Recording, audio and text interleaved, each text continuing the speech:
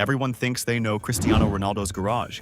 Bugattis, Ferraris, the flashy stuff. The stuff his PR team wants you to see. But here's what almost nobody talks about. Ronaldo has admitted, in his own words, that he rarely drives most of his cars. He told a reporter, and I quote, "I just look at them. Over 40 cars, worth tens of millions of dollars, and most of them just sit there." So today we're going inside the part of the garage the cameras never focus on. The cars that don't make the highlight reels. The ones with real stories behind them. And we'll save the most jaw-dropping one for last, because trust me, it's worth the wait. The man who outgrew his own collection. Before we get into specific cars, you have to understand something about how Ronaldo buys vehicles. He doesn't do it the way most rich people do. He doesn't walk into a dealership. He doesn't browse catalogs. He gets phone calls, invitations. Access that money alone can't buy. Several of the cars in his garage were acquired through private, invitation-only channels that most people don't even know exist. That's the first thing that separates his collection from everyone else's. It's not just about what he bought, it's about what he was chosen to own. Now let's get into the cars they never show you. The Chevrolet Camaro ZL1. Let's start with the one that surprises everybody. Sitting in the same garage as million-dollar hypercars, tucked in between a McLaren and at least one Rolls-Royce, is a Chevrolet Camaro ZL1, worth around $60,000. That is, by a massive margin, the most affordable car Ronaldo owns. And he bought it intentionally in 2016 as a family car. A car to drive his kids around in. Something about that image.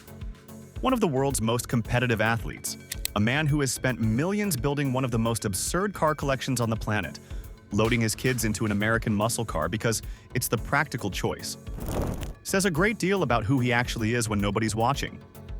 The Camaro has a 6.2-liter V8 under the bonnet and produces 453 horsepower, which by normal standards is a seriously fast car. By Ronaldo's standards, it's basically a city runabout. The Maserati Gran Cabrio and the Porsche 911 Turbo S. Two cars almost nobody mentions when they cover Ronaldo's collection. The Maserati Gran Cabrio is a grand tourer. Long Italian, designed more for effortless cruising along a coastline than track day heroics.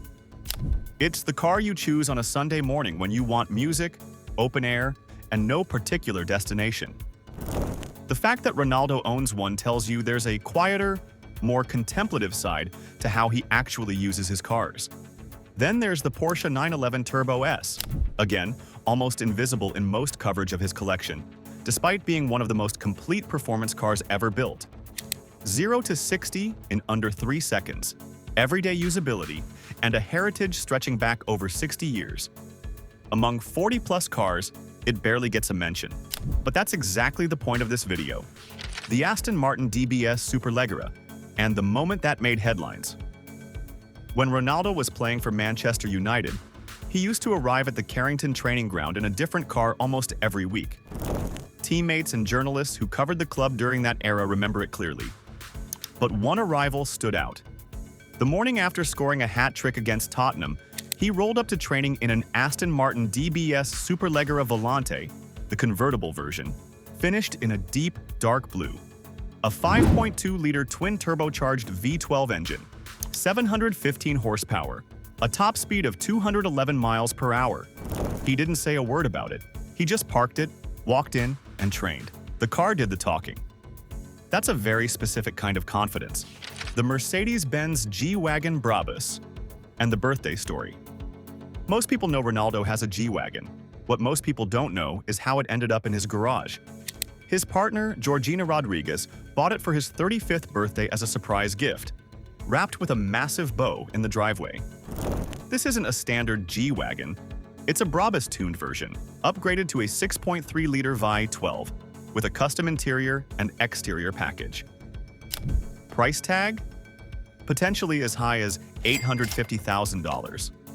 Georgina Rodriguez, herself a former shop assistant who met Ronaldo in 2016, bought her partner an $850,000 car for his birthday.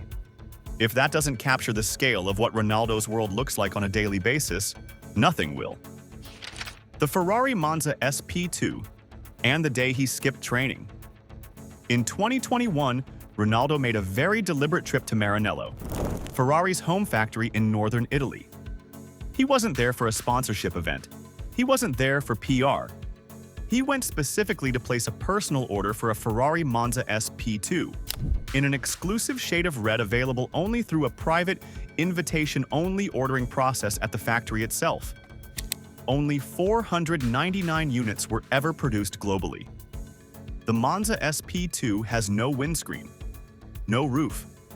It's a raw, open-cockpit speedster built on Ferrari's most powerful, naturally aspirated V12 engine. 6.5 liters, producing over 810 horsepower, hitting a top speed of over 186 miles per hour in a car with nothing between your face and the wind. Price: approximately $2 million. And Ronaldo went to collect it himself. This isn't a car you just add to a spreadsheet. This is a car you make a pilgrimage for. The McLaren Senna, named after the greatest Formula One driver who ever lived. Only 500 units produced worldwide. When former Top Gear presenter Jeremy Clarkson drove it, he said it had rewritten the supercar rulebook. It produces 800 horsepower from a twin-turbocharged V8 engine and can hit 0 to 62 miles per hour in 2.8 seconds. But what makes this car's presence in Ronaldo's garage particularly interesting is the name on it. Ronaldo is, by his own admission, obsessed with legacy, with being remembered as the greatest to ever do it. Owning a car named after Ayrton Senna, a man who defined an entire generation's understanding of sporting greatness, isn't just a purchase. It feels more like a statement of intent.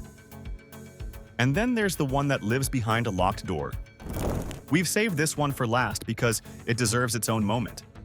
In 2020, Ronaldo turned 36. And to mark the occasion, he acquired something that almost no one on Earth can say they own: a Bugatti Centodieci.